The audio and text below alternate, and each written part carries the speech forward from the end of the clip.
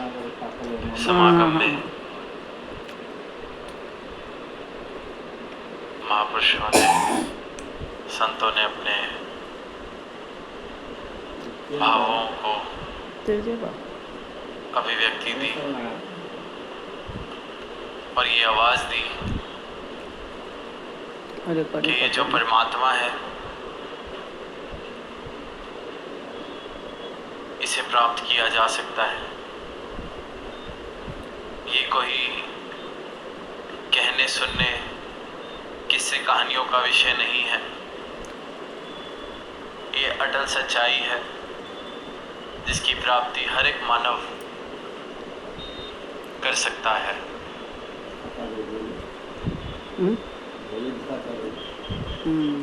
अगर कहीं इंसान ये समझने लग गया है कि ये तो एक नामुमकिन सी बात है, ये कोई हमारे बस की बात तो नहीं, इसके लिए तो ना जाने कितने तप त्याग, कितना कुछ दांव पर लगाकर जंगलों में जाना पड़ेगा, कौन से संन्यास लेने पड़ेंगे, किस तरह की पीड़ा उठानी पड़ेगी। अगर इंसान इन भ्रमों में है तो आज संतों ने ये आवाज़ दी कि हर एक मानव, हर एक इंसान जिसकी श्वासें चल रही हैं, जब तक ये श्वासों की लड़ी है तब तक उसके पास ये मौका है कि ये प्राप्ति वो कर सकता है, एक क्षण में कर सकता है। जो अवस्था कबीरदास जी की या मीराबाई जी की या किसी भी संत जिसका हम जिक्र करते हैं, जिनकी वाणी पढ़ते हैं, जो अवस्था उनको प्राप्त हुई, हर एक इंसान, हर एक मानव वो अवस्था प्राप्त कर सकता है, बशर्ते उस अवस्था को प्राप्त करने की चाहत हो, इस परमात्मा को प्राप्त करने की चाहत हो, इस परमात्मा के लिए हृदय में प्रेम हो, ये जिज्ञासा हो कि मैं खुद को जानना चाहता हूँ। वो विराट स्वरूप जिसका दर्शन हुआ अर्जुन को कुरुक्षेत्र के मैदान में, आज भी वो जिक्र आया कि जब वो विराट स्वरूप के दर्शन हुए तो नतमस्तक हो गया।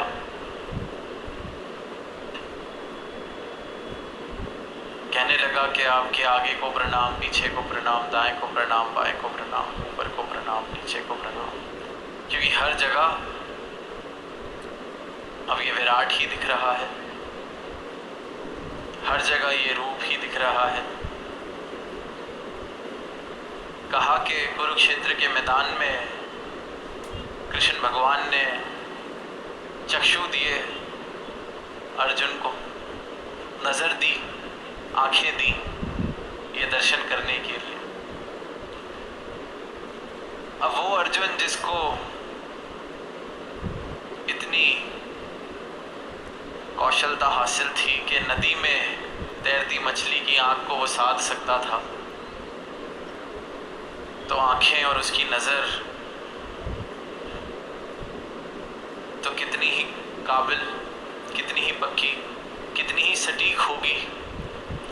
पर ऐसे अर्जुन को भी जो नदी में तैरती मछली की आंख को साध सकता था, तीर से अपने निशाना लगा सकता था, उसको भी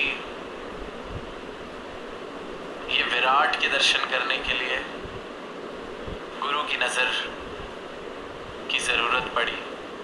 ज्ञान चक्षु जिन्हें कहा गया, और जैसे ही वो मिले तो वो अवस्था नतमस्तक होने वाली।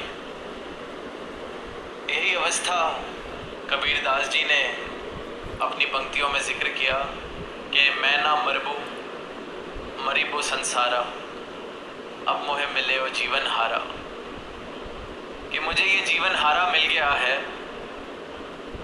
अब मैंने नहीं मरना, मरेगा ये संसार। ये पांच तत्व का पुतला बेशक अपनी यात्रा पूरी करेगा। ये आसपास जो दिख रहा है बेशक इसका विनाश होगा क्योंकि नश्वर है, पर मुझे ये अविनाशी जीवन हारा मिल गया है, मुझे ये परमात्मा मिल गया है जिसके करके ये जीवन है, जिसके करके ये सब कुछ जो दिख रहा है, जिसके करके ये है, जिसमें ये है, मुझे वो मिल गया है, उसकी प्राप्ति हो गई है। तो मैं ना मरबू मरी वो संसारा। कबीरदास जी ने भी आवाज लगाई।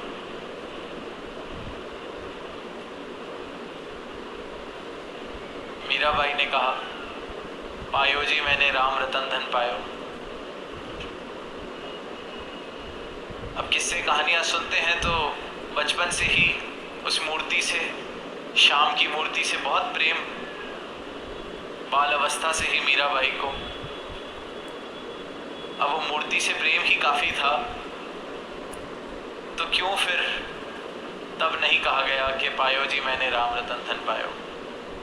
बचपन से ही क्यों नहीं गाया? क्यों जरूरत लगी कि ये अभी अधूरा है, जैसे प्यास नहीं बुझी, तृप्ति अभी नहीं हुई इस आत्मा की, कुछ और चाहिए, पूरण जो है वो चाहिए। और उस पूरण की खोज में ही फिर गुरु रविदास के पास पहुंचे।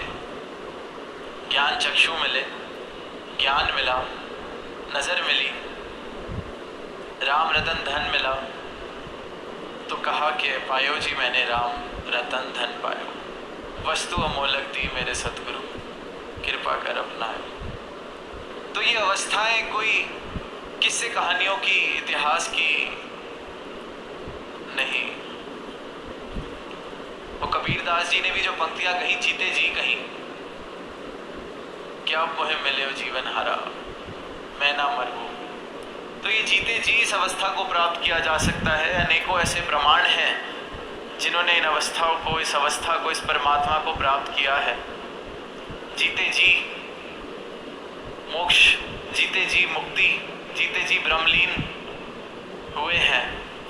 और उसी अवस्था को लेके आज भी संतों ने आवाज दी है कि नाम लेना मुबारक है, पूजा पाठ करना बहुत मुबारक है, वेद शास्त्र संतों की वाणी पढ़ना बहुत मुबारक।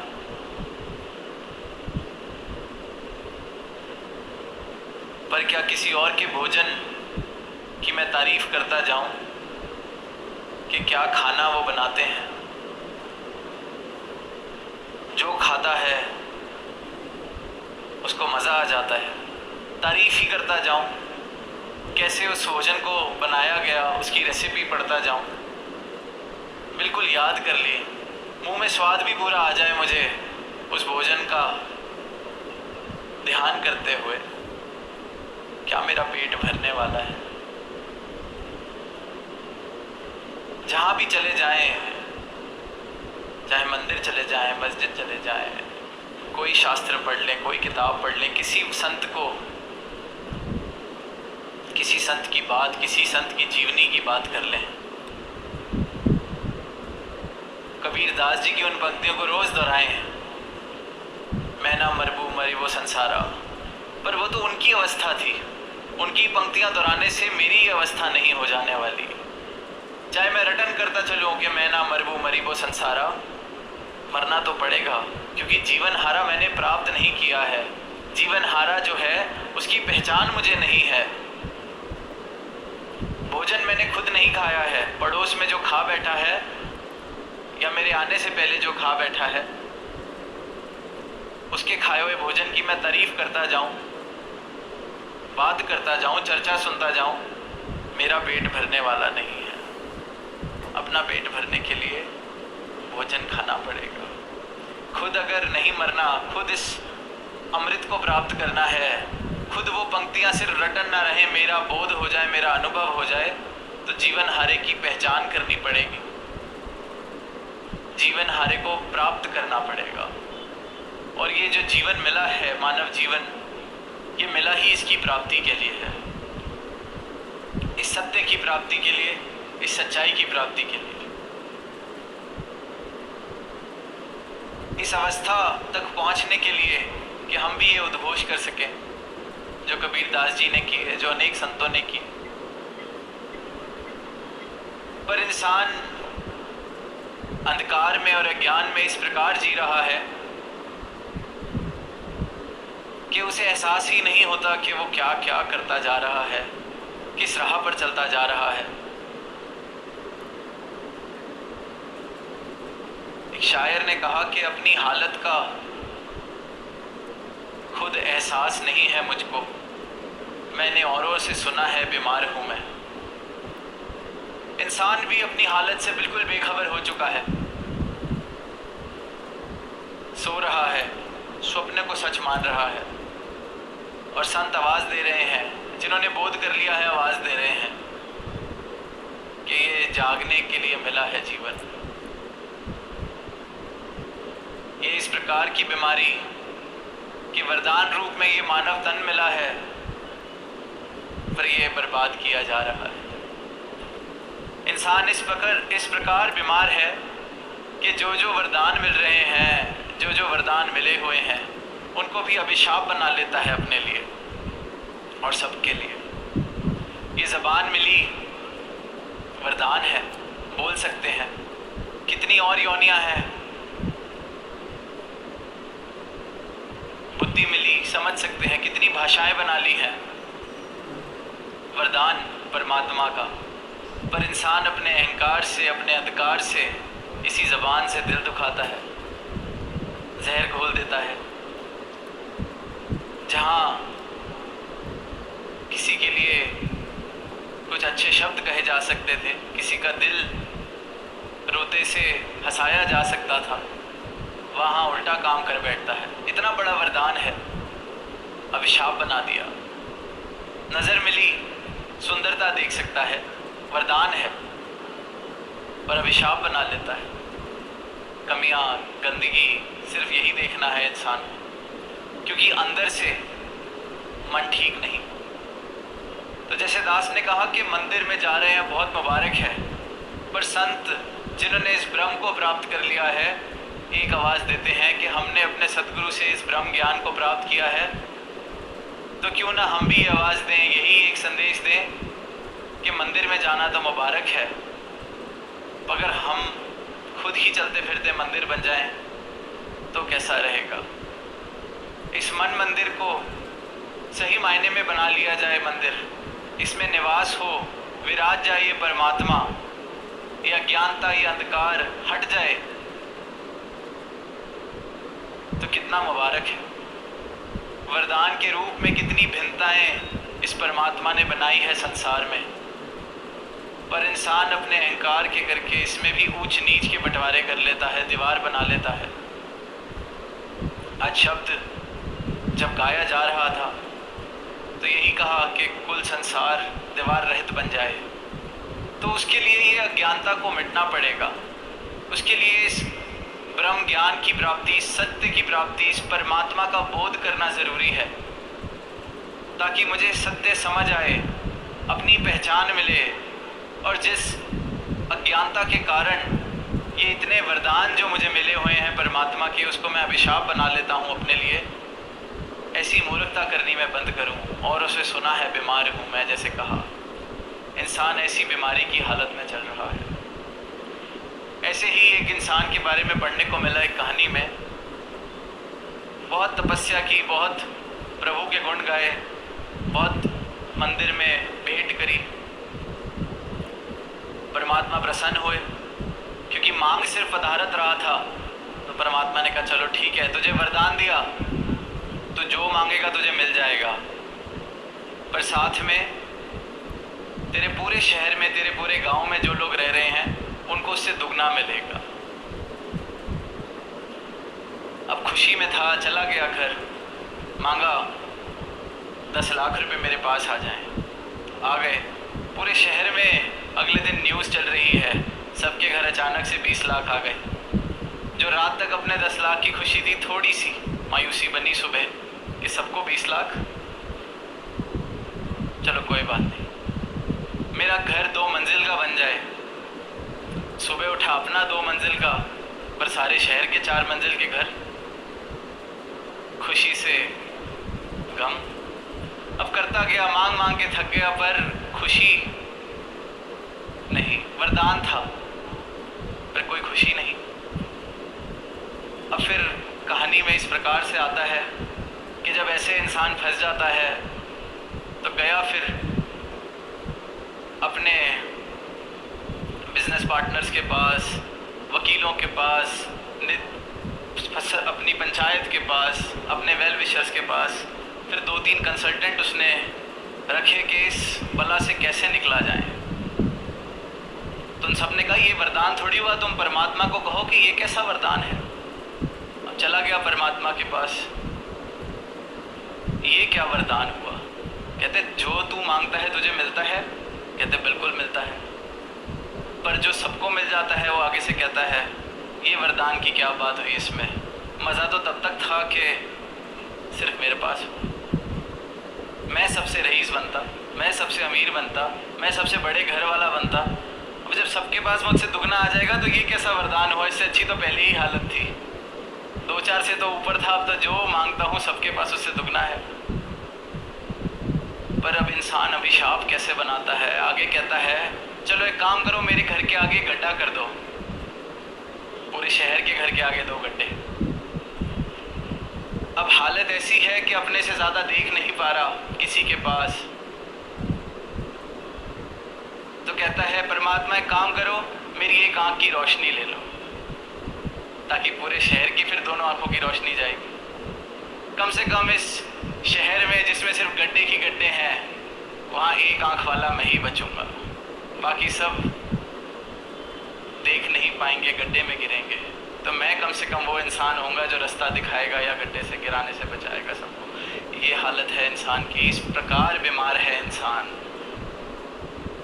अपनी हालत का एहसास नहीं है मुझको, मैंने औरों से सुना है बीमार हूँ मैं। अब तो हालत ऐसी हो गई है कि कोई बताने वाला आ भी जाए कि ये बीमारी है, छोड़ दो, तो ये भी नहीं मानना। उसको बीमार समझने लग गया है इंसान, क्योंकि अपनी बीमारी से राज़ी हो गया है और खुद अकेला बीमार नहीं है। सारे का सारा संसार इसी बीमारी में है।